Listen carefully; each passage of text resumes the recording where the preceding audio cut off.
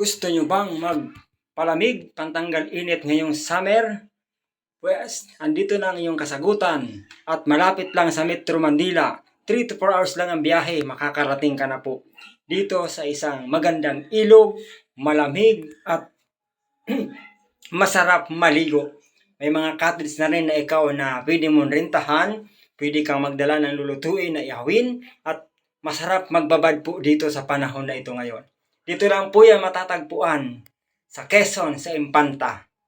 Dito po ang tinatawag na Agos River. Linaw po ng tubig, malinis, masarap maligo, masarap magbabad. Kahit mainit ang panahon, kapag nakababad ka dito, sigurado kang giginawin. Sapagkat ang tubig, tiyan mo, maraming mga naliligo po rito. Mayroon din floating cottage, napakamurang halaga lang po ang renta niyan. Kaya kayang-kaya yun yung rentahan. Yung mga kapos, kayang-kaya pa rin yan. Sapagkat ito ay malapit lang sa atin. Malapit lang sa Metro Manila. Pwedeng i-motor, pwede rin i-four wheels, pwede rin i-bike. Kapag kaya po pa ng resistensya mo, malapit na malapit lang. Ang ganda po rito. Maganda ang tanawin, maganda ang view. Yun nga lang sa daan, doon yung papasok doon sa daan, medyo mabato. Pero malapit lang at marami pong nakakapasok doon na sasakyan ng mga four wheels. Pero yung bus, hindi po nakakapasok ang bus. Motor, four wheels o ano ba man, ay kaya pong pasukin ito.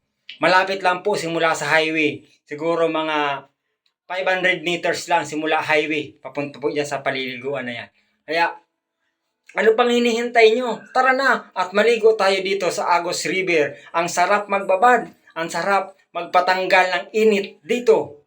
Ito oh, nung napuntahan ko to, ay napakasarap magbabad.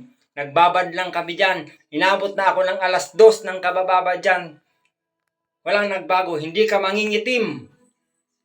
Kahit na di tulad sa dagat, kapag sa dagat, nagbabad ka, sigurado pag uwi mo ng bahay, negro ka na. Pero dito, kahit magbabad ka maghapon, hindi ka mangingitim. Mangingitim ka man, kunti lang.